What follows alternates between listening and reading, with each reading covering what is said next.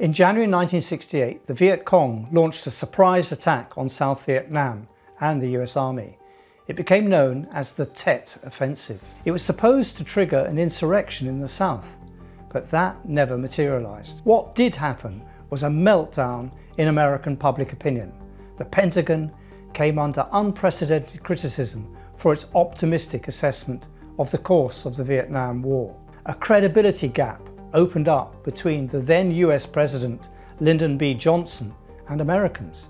LBJ himself lost faith in the way his top general was fighting in Vietnam and replaced him. In 1968, Columbia University in New York became the epicenter of the anti-war protest, spurred on by the university's ties to the defense industry.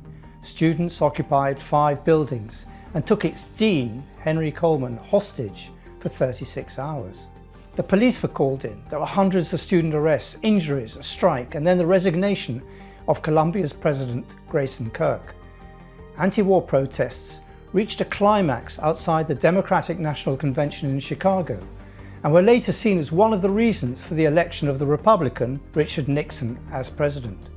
Meanwhile, the anti-war protests spread like wildfire to Europe, first to West Berlin and then to Paris, where in May 1968, a worker and student revolt triggered 10 weeks of street battles. At one point, the Élysée lost its nerve and French President Charles de Gaulle scuttled to Germany.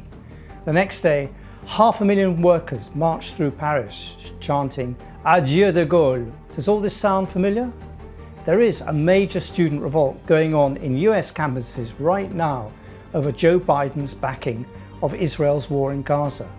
Once again, Columbia University is its epicenter. Last night, students occupied Hamilton Hall, and after the university started suspending more students. This building was occupied by protests in 1968. The protests have spread to 30 other universities and colleges. At the conservative Ivy League Yale, students are demanding the university divest from all weapons manufacturing companies contributing to Israel's assault on Palestine. Yale has exchange students with 7 Israeli universities.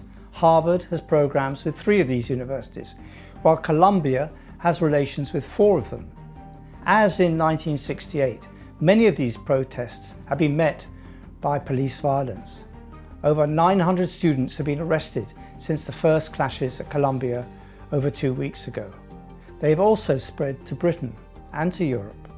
At Trinity College, Cambridge, the portrait of Lord Balfour, the British Foreign Secretary responsible for a statement recognising the right of Jews to a homeland in Palestine, was defaced and slashed before being removed by the university.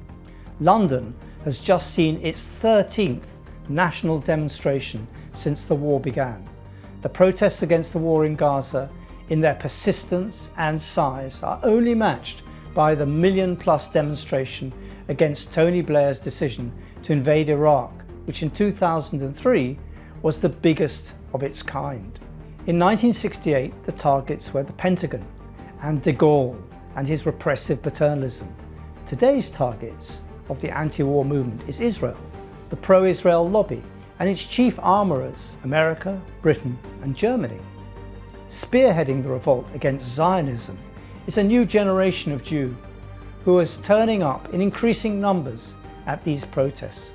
The Gaza war is causing an unprecedented debate among Jewry, with leading intellectuals like the Canadian journalist and activist Naomi Klein arguing that Zionism is, and I quote, "a false idol that has taken the idea of the promised land and turned it into a deed of sale for a militaristic ethno-state." These events will not be without their consequences.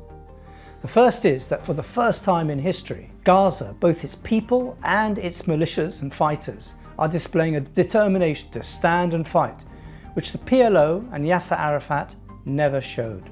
Palestinians now have a leadership which will not give up its major demand and which commands their respect. The second consequence is that a new generation is coming of age in America, the only country that can stop this conflict by withdrawing its military, political and economic support for Israel.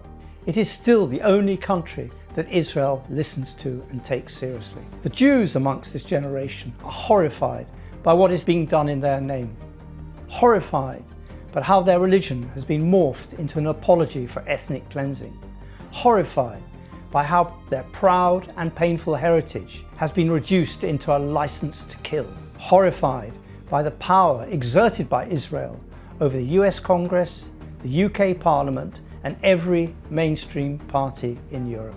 Jews are challenging the claim that Zionism owns their narrative. For their pains, they're accused by their own community of being traitors. They're called kapos. This is the word the Jews assigned to the Nazi SS to supervise forced labour were given. They're called self-hating or simply animals. But for me, they are the biggest single source of hope in this bleak landscape.